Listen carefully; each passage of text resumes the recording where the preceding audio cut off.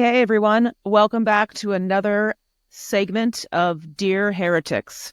We kicked this off last week, and the outcome's been incredible, Nolan. I had 5 submissions for Dear Heretics advice, I think in the first 3 hours of this coming out, which is awesome. So please keep those coming. This is, of course, the evolved version of the Dear Abby newspaper advice columns of real and past situations and conundrums where, a lot of us are in these roles. We either go through it alone or we talk to 1 or 2 people. This allows all 10,000 of you a month that are listening to this to benefit from these situations. And so thank you all for bringing these to us. So Nolan, we have one today. I'm going to go ahead and read it, and then we can kick the ball around. Dear Heretics, I have been the inaugural head of people at a Series B companies for a few times now. And there are a few topics I'm super interested in hearing more successes or failures about.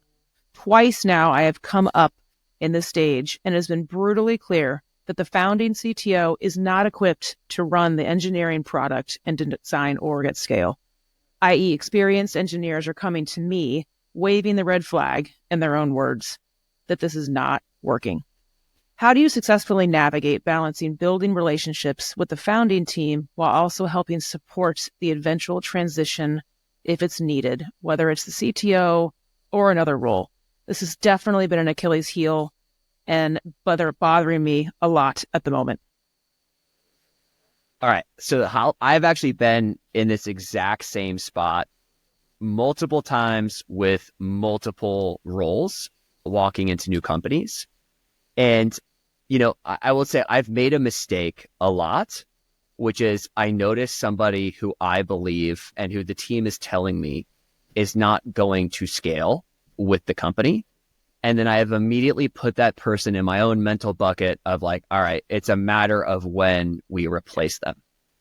And I would implore you to not make that same mistake. And the reason why is because one of the things I learned from working with Henry Ricarda is he said, it's really easy for new people to come in and to look at all of the problems that we currently have. And it's really hard for new people to come in and to appreciate everything that those people have gone through to help us scale to this point. And so what I would say about this situation is when you notice somebody is potentially not going to scale, one, you don't have all the data, right? You're getting acclimated to the business. You don't know, you don't have all the context there. Mm-hmm. And oftentimes, especially in the people role, people are going to come to you and bitch about everything and everyone. It's like you just become that person because oh my God, can't wait to get rid of this person sort of a thing.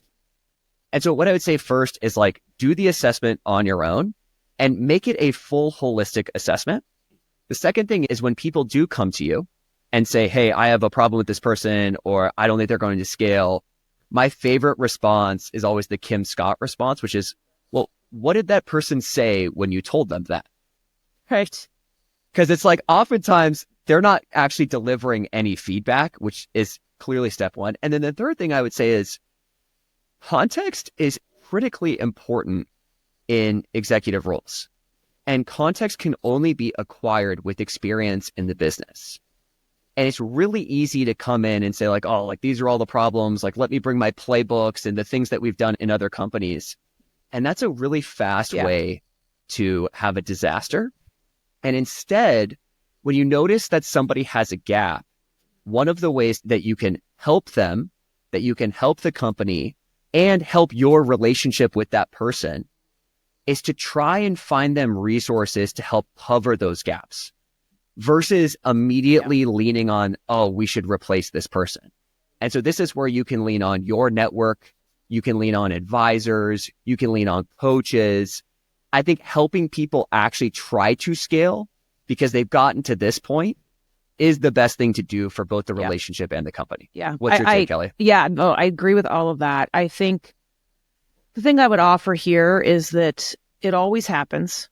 It's very common, and this is not just a CTO or a founder. This is every, leadership role in these growing companies, Series B, up, et cetera, is the importance of nuance in these situations.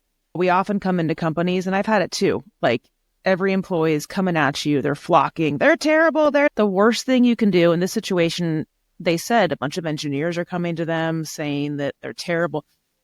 We train people how to treat us. And at some point, we have to stop employees and not allow them to keep throwing multiple bags of unproductive shit at us. Because the more you do that, the more they will continue to do that. And what are you going to do? Come on, like you're going to run to the CEO founder and say, oh, these engineers are saying the CTO is terrible. That is not an appropriate response, right? So first, Nolan, build trust. Build trust with the CEO founder, build trust with the CTO, build trust with as many leaders as you possibly can, and then be steady. You said it, do your own assessment, earn the right to have an opinion versus parity in the opinions you get from everyone off the bat. Your credibility will right out the window. So do not knee-jerk. Take your time to build that trust and have a very objective opinion where you're very clear that you're not on anyone's side here. You're just trying to do the right thing for the business. And I will tell you, dynamics of founder CEOs and like founding officer roles, whether it's a CTO or a product officer, they're very close and it's like family. So like there are dynamics there that are irrational, that are emotional, just like our families. Well, I guess I'll speak for myself. And you have to realize that, because you can't just come in as the corporate HR person who's new to the company and just like state the truth. And you have to manage those dynamics and you have to bob and weave with those folks. And that does start with trust and that does start with relationships. And I've had it where it takes some time. It usually takes multiple conversations, sometimes months. And I've gotten to a place where I'm working through that CTO transition with the CTO raising their hands, ready to do that. And the last thing I'll say on this is try to make these things less taboo. When I come into organizations, right, we talk about, even for our roles, every officer role, you hire these folks for 18 to 24 months at these companies that literally change every 6 months. And every 18 months, plus or minus, we got to assess ourselves and say, am I the right person for the next 18 to 24 months? Sometimes that's yes, and sometimes that's no. And I think just making that less taboo is helpful as well. Hey everyone, we'll be right back in a moment after a word from our sponsors. Real talk, most talent leaders haven't yet cracked how to leverage AI for meaningful impact on their hiring processes and business goals. But the leaders who are effectively using AI to transform their recruiting team's efficiency and quality use Metaview. Metaview is the AI assistant for the interview process. Their AI records and transcribes hiring conversations, like intakes, interviews, and debriefs, then provides perfectly summarized notes of everything that was discussed. That means your people can focus on creating human connections with candidates during calls and save time on the busy work of cleaning up notes after every interview. But it's so much more than just a time saver, because perfect notes means perfect data. For every candidate and every pipeline, hiring teams can make confident, informed decisions, and talent leaders can finally take control of the interview process. Join forward-thinking talent leaders at high-performing organizations like Brex, HelloFresh, and Quora, and check out Metaview. Head over to metaview.ai/heretics to talk to one of Metaview's product experts, or get started for free. You'll be up, running, and AI-enabled in minutes. Yeah. So a couple things that you said there that I completely agree with. One is the relationship between the CEO and one of these founding C-level roles. It could be any of them. You said they're like family. I think it's actually more like they're like siblings. Like, Right. These people are really, really tight, and they have lived through some shit together. And I always say, like, experience cannot be taught. It can only be lived. And that experience that they have together, forged in the fire, typically ends up being like one of these incredibly strong bonds that is going to last well beyond the company. The second thing is like when there is a gap and you have identified it and you've done the process, you've heard from people, you've assessed it yourself. I actually think one of the best things to do is just to go to that person and ask them, hey, what do you think is going well? What do you think is not going well?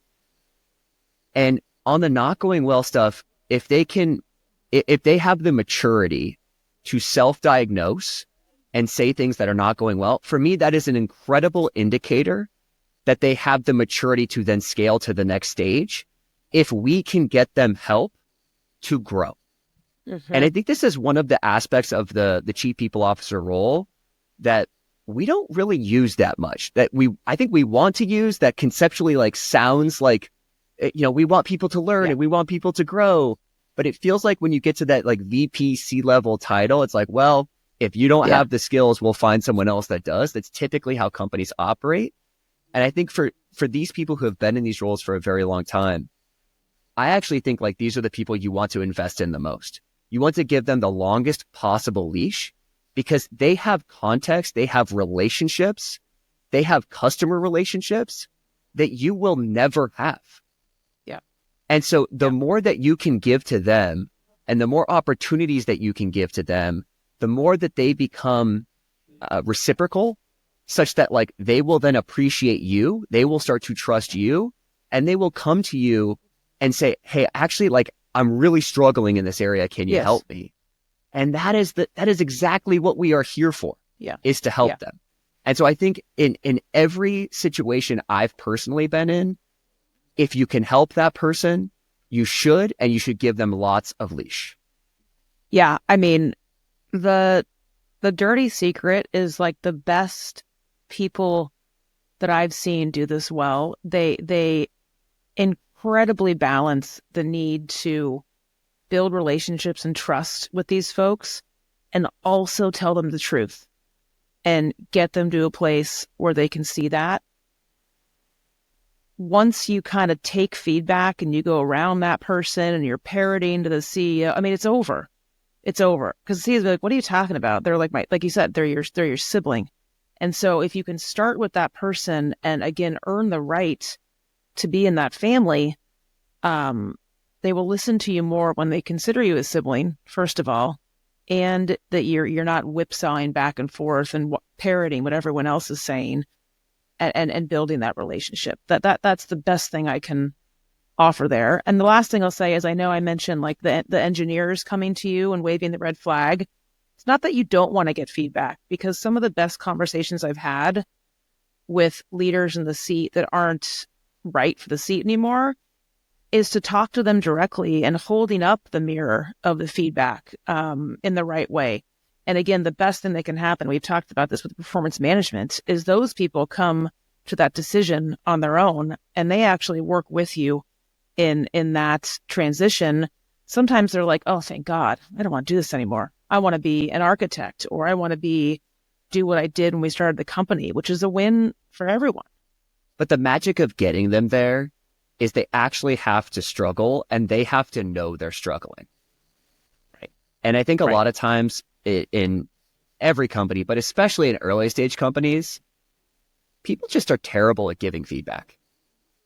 And so I think a lot of times, like, you'll have people who like are in the seat who feel uncomfortable, like they know that they have gaps, but we haven't had a direct conversation with those folks yet. We haven't had a series of conversations with those folks yet.